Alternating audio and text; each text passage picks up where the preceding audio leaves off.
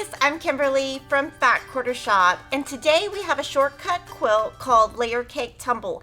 It's the easiest quilt I've ever shown on this channel, so you might just love it, and it's a great gift to give. So when you look at your free pattern that you can download at Fat Quarter Shop, there are 4 size options. For the size we're going to do today, we're going to use 1 layer cake and 1 junior jelly roll. And if you don't want to use a junior jelly roll, you can just cut 18 2.5-inch strips, and let's get started. So today I'm working with the Picnic Pop collection by Me and My Sister Designs, and it works well because it's really nice bright prints. And I have starched all of my fabrics because it can shrink. So what I'm going to do is I'm going to cut them into 9-inch squares, and I'm going to show you a little trick. What I think is easiest is when you're looking after you starch, one side will be about 9.5 and one side will stay 10 inches. That's just how it works when the layer cake shrinks. Now we want our square to be 9 inches. So I just place a Creative Grids 12-inch ruler on here and make sure that I can get that 9-inch cut.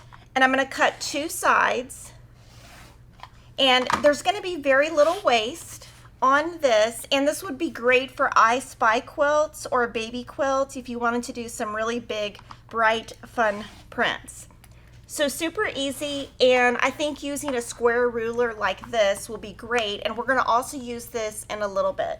But what I wanted to show you is then you take your junior jelly roll and you're going to cut for each square a 2.5-inch by 9-inch rectangle and a 2.5 by 11-inch rectangle. Super easy. So and we did starch this also. And the reason we starched it is it's going to shrink lengthwise, not widthwise.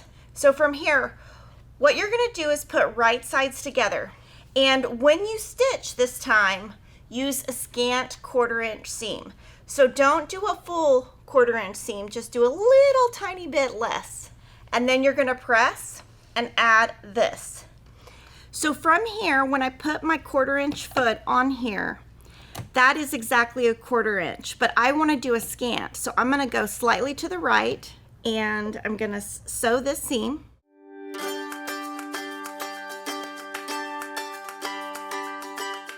And then what I'm going to do is I'm going to use my seam press roller to just press that seam and add the next rectangle and also use a scant 1/4-inch.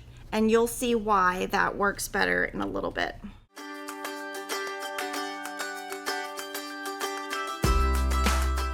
So you can see when I added this final strip, it's a little bit short because we use that scant 1/4-inch. So you can make this a little bit longer if you want, but we want this to be 11 inches square. So what I'm going to do is just place my ruler 11 inches this way, 11 inches this way, and just trim off a tiny bit, and that is going to just give us the accuracy that we want. Now you don't have to do that. You can just do a normal 1/4-inch seam, and if you do a normal 1/4-inch seam, you don't have to trim anything down. So what you're going to do is you're going to make 36 of these blocks.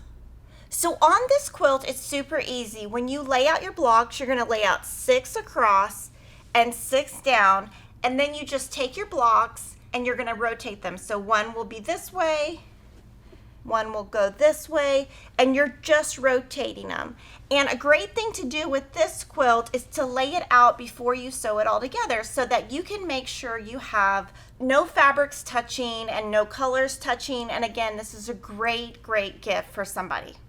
At Fat Quarter Shop, we have a ton of shortcut quilts for you. They're all free videos, so make sure to subscribe to our channel, and I can't wait to see your Layer Cake Tumble quilts.